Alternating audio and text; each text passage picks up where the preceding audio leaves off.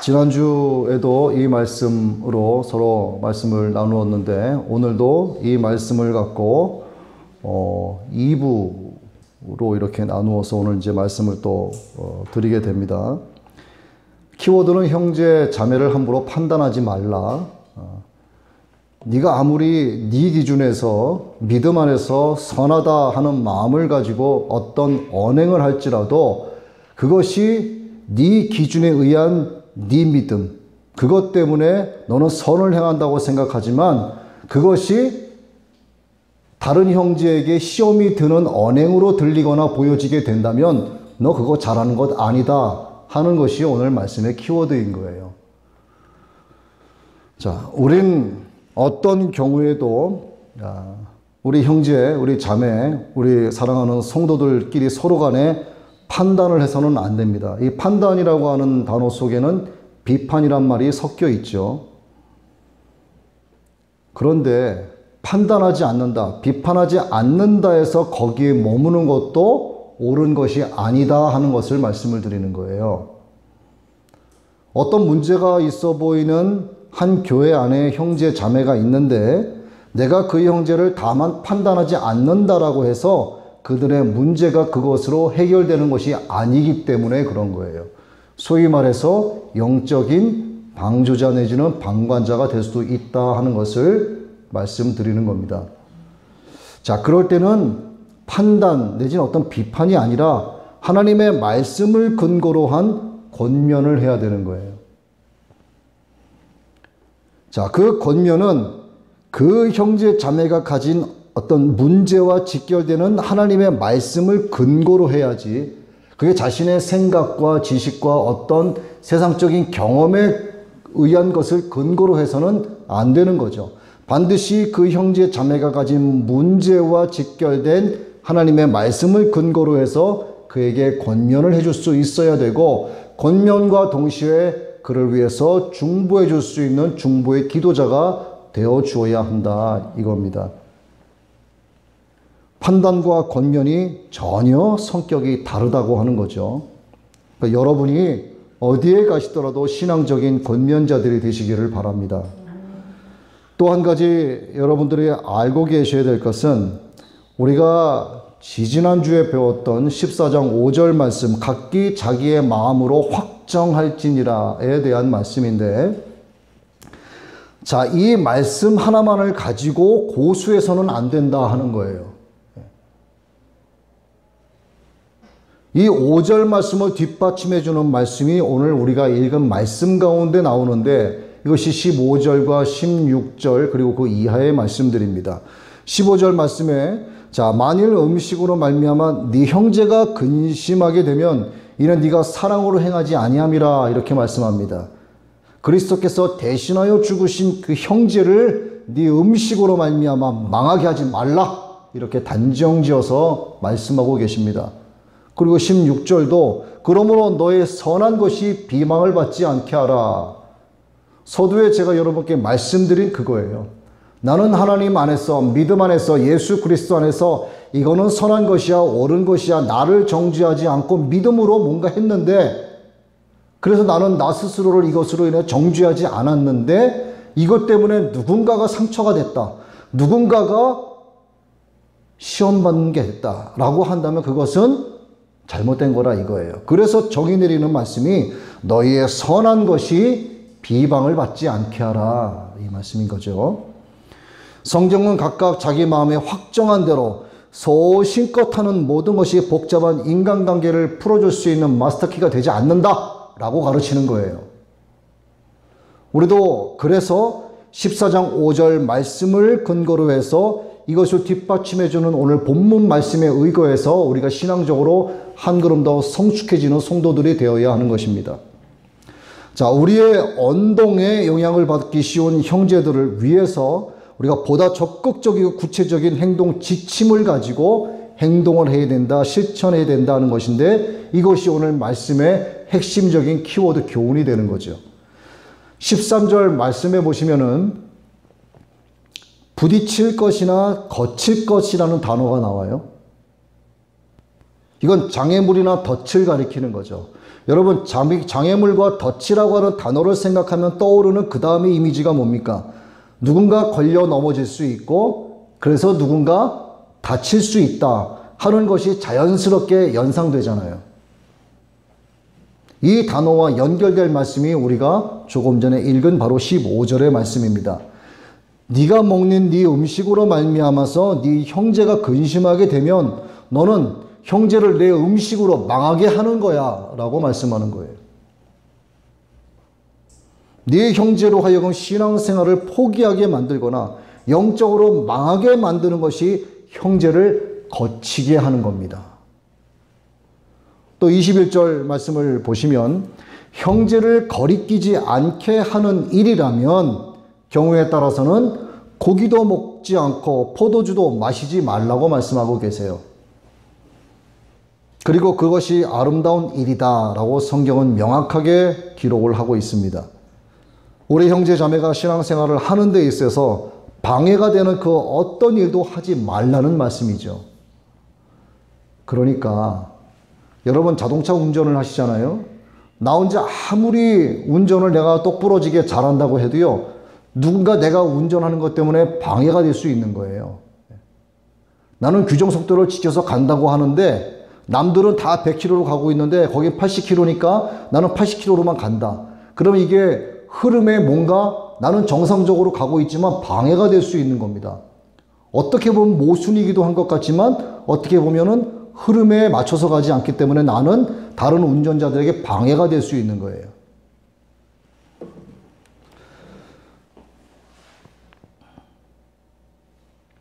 형제를 근심하게 하고 망하게 하고 거리끼게 하는 것 자체가 죄가 된다는 말씀입니다. 자, 나에게는 아무리 선한 일이라고 해도 믿음이 약한 형제 자매가 내가 행한 그 선행으로 인해서 걸려 넘어지는 등의 어떤 시험에 빠질 수 있는 일이 된다면 그건 선으로 볼 수 없다라고 단정지어서 말씀하고 계세요. 자, 선을 행하여도 그 나를 기준으로 하는 그런 선이 아니라 믿음으로 확정하여 이행을 하고 선을 행하되 그것이 이기적인 기준이 아니라 이타적인 기준이 되어야 한다라고 하는 것을 말씀해 주는 겁니다. 자, 술을 우리가 또 예를 한번 들어볼게요.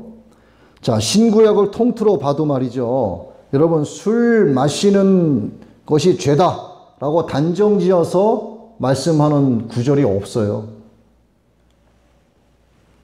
취하지 않는 범위, 해석하기에 따르면 취하지 않는 범위 내에서 마시는 것은 허용이 된다라고 볼 수 있는 겁니다. 그러나 우리가 여기서 중대한 질문 한 가지를 떠올릴 수 있어야 되는데 술 마시는 것이 죄가 되지 않는다라고 해서 어디에서나 마음 놓고 술을 마실 수 있는가 하는 문제에 대한 질문이 제기될 수 있어야 되는 거예요. 물론 그렇게 할 수 있는 자유가 우리에게 있습니다. 술을 한두 잔 마셨다고 해서 주님께서 천국문에 천사들을 딱 세워놓고 쟤는 술 마셨으니까 들여보내지 말라라고 하시진 않을 거예요. 우리에게 술을 마실 수 있는 자유가 있습니다. 예. 그런데 그 자유라고 하는 것은 교회 안에 있는 다른 형제자매들, 다른 성도들 때문에 스스로 자제할 수밖에 없는, 스스로 제재할 수밖에 없는 자유라고 하는 사실을 알아야 된다는 거예요. 술 마실 자유가 있지만 마시지 않는 쪽을 택할 수밖에 없는 두 가지의 상황적인 한국 교회의 배경이 있습니다. 자, 먼저 술에 대한 부정적인 개념이 1세기가 넘도록 한국 교회에서는요, 한국 교회 역사 안에서는 계속 이어져 내려왔어요. 부정적인 경향이 있는 거예요. 음주는 죄다라고 하는 어떤 믿음의 시각 때문입니다. 이 믿음의 시각의 근거를 각각 자기 마음에 확정할지니라 하는 5절 말씀에 두기 때문에 그렇습니다. 그래서 믿음 좋은 사람은 반드시 술을 끊는다라고 하는 상식이 통하는 교회가 바로 한국 교회입니다. 유독이 한국 교회가 그래요. 우리나라에 외국인 선교사가 들어왔을 때죠. 아주 초창기 그때 복음을 전했을 때는요, 술, 담배를 허용했습니다. 그리고 사경회를 했잖아요. 성경 공부를 한 1년에 4번이다 그 이상 이렇게 하기도 했었는데, 하면서 휴식 시간이 있을 거 아니겠습니까? 휴식 시간이 딱 되면 나와서 동동주도 한 잔 마시고 건방대도 담배도 한 대 피고 이렇게 했었어요. 그리고 심지어는 주최 측에서 술과 담배를 제공해 주기도 했습니다. 그런데 그 의식이 이제 바뀌어지기 시작한 거죠. 술, 담배를 해서는 신앙생활에 도무지 건전하게 할 수 없다라고 하는 것을 이제 깨닫게 된 거예요. 왜 그러냐면 당시에 일제 상황의 배경이 있었기 때문에. 그런데 온 나라가 일제 상황 때문에 아주 멍이 들어있는 이런 상황이었어요. 이런 처지에서 예수 믿는 사람들까지도 정신 차리지 못하고 술 마시고 담배 피웠다가는 도무지 주님의 빛과 소금을 감당할 수가 없겠다라고 하는 것을 뒤늦게 교계 지도자들이 깨닫고 판단하고 이에 대한 것을 금하고 가르치기 시작했던 겁니다.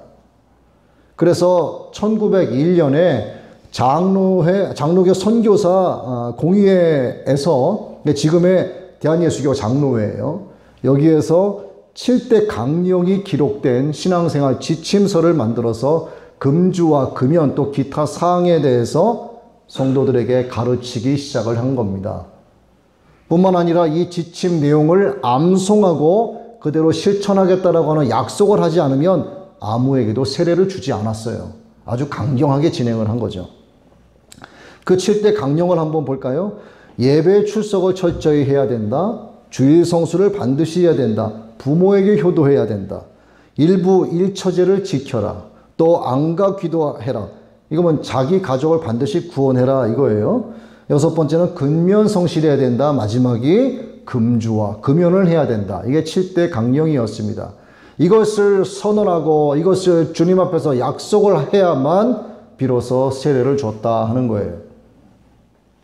그리고 1901년에서 13년이 지난 1914년에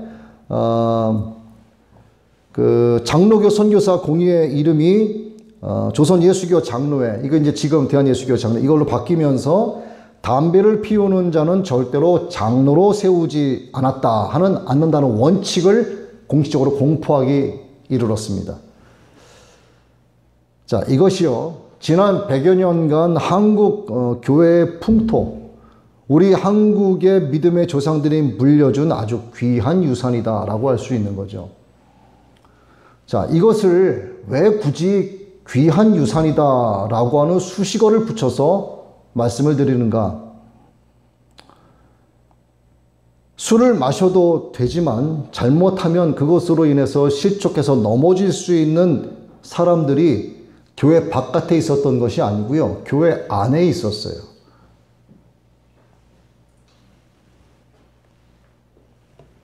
쉽게 제가 현 목사가 항상 밥을 먹을 때마다 소주 한 2잔씩 반주로 들이켜요. 제가. 그리고 그 자리에 여러분들이 항상 함께 식사를 같이 합니다. 여러분 어떠시겠어요? 괜찮아요, 그래도? 이게 뭔가 조금 이상한 거예요. 예? 뭔가 조금 은혜가 안 되는 거야. 자, 그렇게 생각하는 분들이 술을 마시면 그 사람들은 스스로를 속되다 여기는 거예요. 저는 제 자신이 이것이 하나님이 주시는 음식이니까 괜찮아라고 마시기 때문에 저는 저를 스스로 정죄하지 않기 때문에 저는 괜찮아요. 그런데 뭐가 문제냐? 내가 마시는 이것으로 인해서 여러분들이 시험당하고 상처받기 때문에 저는 죄를 범하는 게 된다 이 말입니다.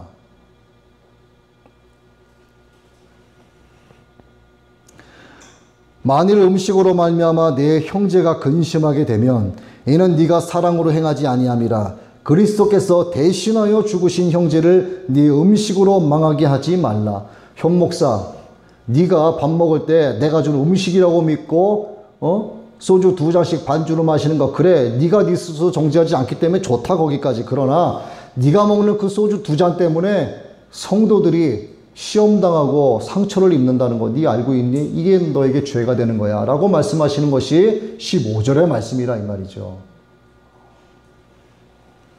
그리고 귀한 유산이라고 표현한 또 한 가지 이유는 술에 대한 보편적인 사회적 시각 때문에 그런 거예요. 많은 사람들이 술을 마시면서 즐기고 있습니다. 그러면서도 술을 악으로 보는 시각이 지배적이라는 것을 술 마시고 즐기는 사람들까지도 인정을 하고 있는 판입니다. 득보다는 해를 더 많이 끼치는 것이 술이다 하는 것을 술을 즐겨하는 사람들도 알고 있어요.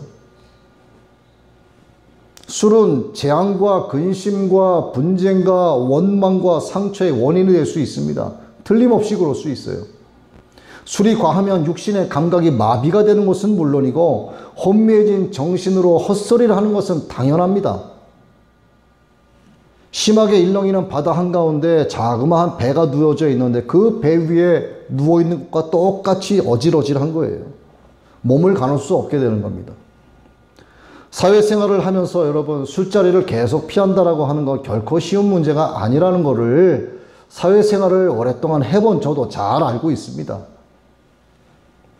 그런데 술이 나를 지배하도록 놔두는 것은 더 옳지 않은 거예요. 그래서 다양한 모임 속에서도 그리스도인의 정체성을 반드시 유지할 수 있도록 성령님의 도우심을 간구해야 됩니다. 여러분 그리스도인의 정체성을 절대로 버리시면 안 돼요. 사무엘하 13장에 다윗의 장남 암논이 배다른 여동생 다말이라고 하는 여동생을 근친 그 강간한 사건이 나오게 됩니다. 그 후 암논이 술에 취했을 때 다말의 친오빠인 압살롬이 그를 보복 살해하는 사건이 나오죠. 성경에는 술로 말미암아 나오는 사건이 여러 곳에 기록이 되어 있습니다. 자, 성경의 신뢰를 들지 않더라도요, 역사와 우리 삶의 이 실제 현실 세계는요, 술 때문에 패가망신하는 사람들이 허다합니다. 술 때문에 죽기도 하고 죽이기도 하죠. 술이 폭력과 파괴의 단초가 되기도 합니다. 술 때문에 실수하고 감옥에 가는 것은 말할 것도 없고 술로 하나뿐인 자신의 생명을 술 기운에 해해서 자기 자신을 죽여버리는 자살 행위까지 서슴지 않게 하는 것이 술이에요. 술. 판단하고 제어하는 뇌기능 자체를 술이 마비시키는 거예요. 에베소서 5장 18절의 말씀은 매우 중요한 말씀인데 술과 성령을 상이한 서로 다른 동질성으로 표현하고 있는 말씀이에요.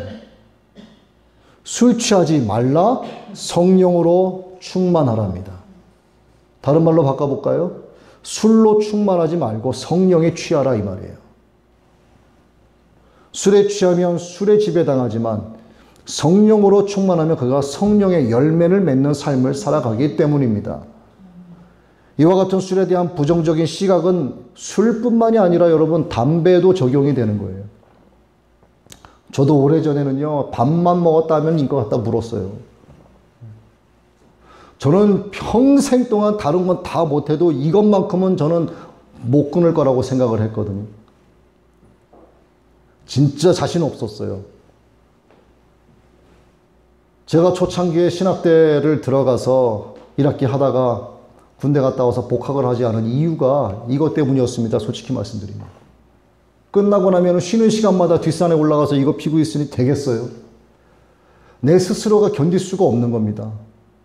거룩한 선지동산에서 하나님의 말씀을 배우는 신학생이라고 하는 자식이 쉬는 시간만 되면 밥 처먹고 가가지고 산에 올라가서 이거 피고 이 닦고 내려오니 이게 되겠습니까? 너무나도 괴로웠어요, 저는.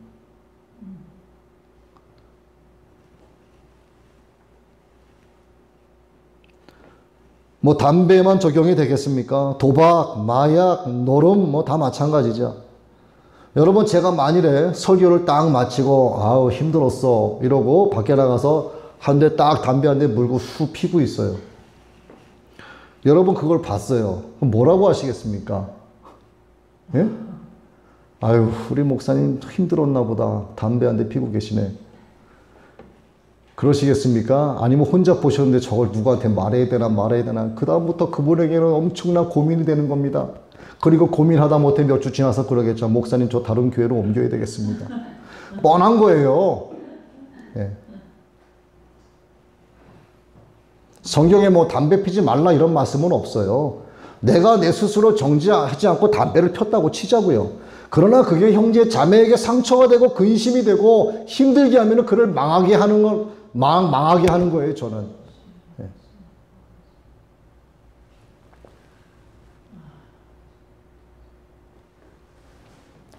저는 아주 드문 경우지만 올해 딱 한 번 막걸리를 3분의 2컵 정도 제가 자기 전에 마신 적이 있어요. 그 뭐 자주 이런 건 아니지만 제가 너무 피곤하면 잠이 안 올 때가 있습니다. 정말 잠이 너무 필요할 때, 우리 집사님 잠 많이 못 주무시잖아요. 너무나 잠을 자고 싶은데 이게 할 거는 많은데 잠을 자자니 그거 해야 돼서 걱정이 돼 잠도 안 오고, 몸은 피곤한데 눈은 충혈이 되어 가는데 잠이 안 오는 거예요. 그래서 막걸리를 어떻게 하다가 3분의 1을 마시고서 그냥 골아떨어져 잔 적이 있어요. 이건 제가요, 술로 마시는 것이 아니고 피를 빨리 돌게 해가지고 그냥 골아떨어지려고 잠을 약으로 생각하고 먹는 거예요. 그런데 마침 그때 누군가가, 우리 성도님이 찾아와서 탁 들어와서 막걸리를 들이키고 있는 저를 봤다 이겁니다. 여러분 뭐라고 이해하시겠어요 그거? 야, 우리 목사님 알고 봤더니 막걸리 마시는 분이구나. 혼자서 이제 상처받고 끙끙 앓다가 또 그러겠죠. 목사님 다른 교회로 옮겨야 되겠습니다. 그리고 그 교회 가서 말씀하시겠죠. 아무한테도 얘기하지 마. 우리 목사님은 맨날 밤마다 막걸리 마셔. 남의 속도 모르고 그러는 거예요.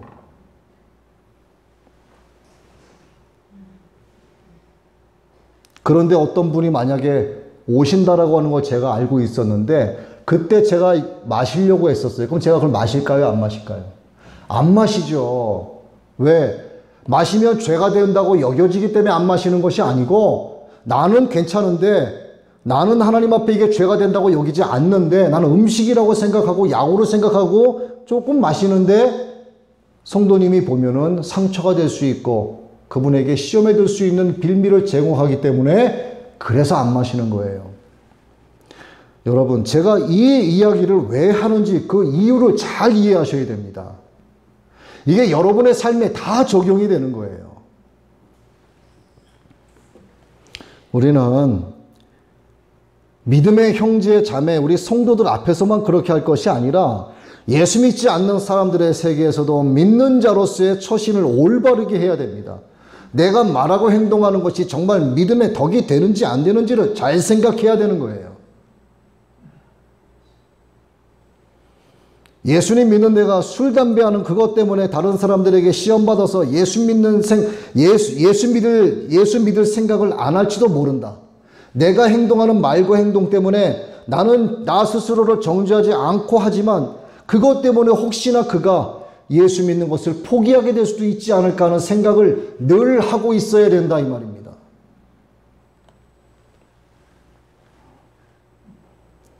저와 여러분은 우선, 제가 지금 술과 담배에 대해서 말씀을 드렸는데 보세요. 술과 담배를 한다라고 생각하면 여러분은 어떤 생각이 듭니까? 그래서는 안 되지라고 하는 생각을 갖죠. 그렇죠? 그러면 여러분에게는 술과 담배는 죄가 되는 거예요. 왜? 스스로를 속되다 여기기 때문에. 이게 신앙적 양심의 가책이 여러분에게 있다는 거죠. 그때 14장 14절의 말씀을 한번 생각해 보시죠. 내가 주 예수 안에서 알고 확신하는 것은 무엇이든지 스스로 속된 것이 없다 이거예요. 다만 속되게 여기는 그 사람에게는 속되니라. 제가 1년에 한 번 3분의 2잔의 막걸리를 마셨다. 저는 그걸 속되다 여기지 않아요. 하나님께서 주신 귀한 발효 음식을 먹고 편안하게 수면 취할 수 있는 음식거리를 제공해 주셔서 감사함으로 기도하고 마셔요. 그러면 저는 속되지 않기 때문에 저는 하나님께 감사하고 마시는 거예요. 근데 만약에 여러분이 이것도 죄라고 스스로 속되다 여기면 여러분에겐 똑같이 마시지만 죄가 된다 이 말입니다. 그렇다고 또 오늘부터 가셔서 한 잔씩 들이키십시오. 마음의 가책을 받으면서 먹고 마시는 것은 부정한 것이 된다. 식물을 인하여 하나님의 사업을 무너지게 하지 말라. 만물이 다 정화돼 거리낌으로 먹는 사람에게는 악하니라. 왜? 거리낌으로 먹으니까 악한 거예요. 의심하고 먹는 자는 정죄되었나니. 자, 다시 말씀드리죠. 저를 의심하지 않고 마시기 때문에 스스로 정죄함이 없는 겁니다. 이거 마시면 되겠어라고 스스로 의심하니까 마시면 죄가 된다 이거예요. 여러분, 한 번쯤은 다 고민해 보셨을 겁니다. 삼계탕집 다 가보셨죠? 삼계탕집에 가면 뭐가 나오죠? 노랗게 생긴 인삼주가 나오잖아요. 인삼주가. 이거 여러분 고민해 보신 적 있으세요? 저는 고민했을까요? 안 했을까요? 이 정도면 힌트 아실 텐데. 저는 전혀 고민 안 합니다. 왜? 음식이잖아요, 음식. 그래서 그걸 이렇게 마시는 게 아니고요. 삼계탕에 부어요, 이렇게. 그리고 마셔요. 먹어요. 그런데 저 혼자 있을 때 그렇게 해요. 누군가 있으면 그렇게 안 합니다, 그것도. 왜? 죄라고 여겨서가 아니고 그 사람이 그것을 보고, 야, 목사가 시험 받을 수 있기 때문에 안 하는 거예요. 제가 죄라고 여기지 않는 것보다 더 중요한 것은 그 자리에 나와 함께하고 있는 형제자매들의 영혼이 더 소중하기 때문에 그렇게 안 하는 겁니다. 만일 식물을 인하여 내 형제가 근심하게 되면 이는 네가 성령으로 행치 아니함이라. 그리스도께서 대신하여 죽으신 형제를 너의 식물로 망하게 하지 말라. 고기도 먹지 아니하고 포도주도 마시지 아니하고 21절입니다. 무엇이든지 내 형제로 거리키게 하는 일을 아니함이 아름다우니라. 오늘 본문의 21절의 말씀을 고린도전서 8장 12절 13절이 보충해 주고 있는데 들어보십시오. 이같이 너희가 형제에게 죄를 지어 그 악한 양심을 상하게 하는 것이 곧 그리스도에게 죄를 짓는 것이니라. 그러므로 만일 식물이 내 형제로 실족하게 하면 나는 영원히 고기를 먹지 아니하여 내 형제를 실족지 않게 하리라. 바울은 형제에게 조금이라도 거리낌을 주고 실족하게 하는 일이 있다면 평생 고기를 안 먹겠다라고 선언하는 거예요. 고린도전서 10장 23절 24절의 말씀도 참고할 필요가 있습니다. 모든 것이 가하다 그래요. 모든 것이 가하나 모든 것이 유익한 것이 아니요. 모든 것이 가하나 모든 것이 덕을 세우는 것이 아니니 누구든지 자기의 유익을 구하지 말고 남의 유익을 구하라. 이렇게 지난번에 말씀드렸죠. 아디아포라의 뜻을 말씀을 드렸습니다. 성경에는 기록되어 있지 않지만 신앙적 양심을 중심으로 판단할 수 있는 그 자유를 하나님이 주셨단 말이에요. 이게 각각 자기의 마음으로 확정할 찐이라에 대한 말씀에 대한 내용으로 제가 아디아포라를 말씀을 드렸습니다. 이렇게 내 형제 자매 내 성도를 위해서 아디아포라의 자유를 스스로 절제하는 사람에게 하나님의 복이 따른다 그랬습니다. 예수 믿는 사람은 무엇이든 다 할 수 있지만 그렇다고 해서 남 전혀 신경 쓰지 않고 자기 마음대로 해서는 안 된다라고 하는 것을 말씀하고 있습니다. 자, 우리가 주의를 지키는 것도 각자의 마음에 정한 대로 행동할 수 있어요. 그렇지만 내가 주의 성수를 하지 않는 것이 누군가를 시험에 들 수 있게 하는 원인이 된다고 하면은 그는 형제 앞에 거칠 것을 두는 자가 되는 거예요. 그리고 그리스도인에게 있어서 이 주의 성수라고 하는 것은 절대적으로 중요하다라고 하는 것을 잊어서는 안 됩니다, 여러분. 자, 이제 17절 말씀을 한번 볼까요? 하나님의 나라는 먹는 것과 마시는 것이 아니요 오직 성령 안에서 의와 평강과 희락이니라. 먹고 싶은 거 다 먹는다고 해서 마음에 천국이 임하는 것도 아니고 마시고 싶은 거 다 마신다고 해서 그것이 천국이 아니라는 얘기예요. 마음의 평안과 기쁨을 주는 천국은 그런 데 있는 것이 아니라 의와 평강과 희락이 넘치는 성령 안에서 행하는 자의 심령 안에 있다라고 말씀을 합니다. 즉 우리의 주님께서 통치하시는 아름답고 거룩한 그 나라는 멀리 있는 것이라 성도의 각자의 마음속에 있고 그 천국을 마음에 두고 살아가는 사람의 가정 안에 있고 천국을 체험하고 사는 성도들의 교회 안에 있다라고 말씀하는 겁니다. 이제 하나님과 우리의 관계를 한번 보자고요. 하나님과 우리의 관계. 자, 하나님 앞에서 우리가 뭔가 가책받는 짓을 하면 마음의 신앙적인 양심의 가책이 느껴지게 됩니다. 그 가책이 오면 마음의 평안이 사라지게 되고요. 더불어서 기쁨도 사라지게 돼요. 여러분, 이것이 바로 하나님과 우리의 관계 때문에 생겨나는 마음이에요. 하나님과의 관계가 없는 사람은 이러한 마음이 아예 생겨나지를 않습니다. 즉, 의와 화평과 기쁨이 충만한 천국의 그 행복을 우리 마음속에 소유하고 살아가기 위해서는 하나님과 나와의 관계가 바르게 형성되어 있어야 한다는 거예요. 이것이 우리 성도들이 받은 진정한 축복이요 행복이라고 할 수 있는 겁니다. 이 행복을 술 때문에, 담배 때문에 잃어버릴 수는 없는 거예요. 이 행복을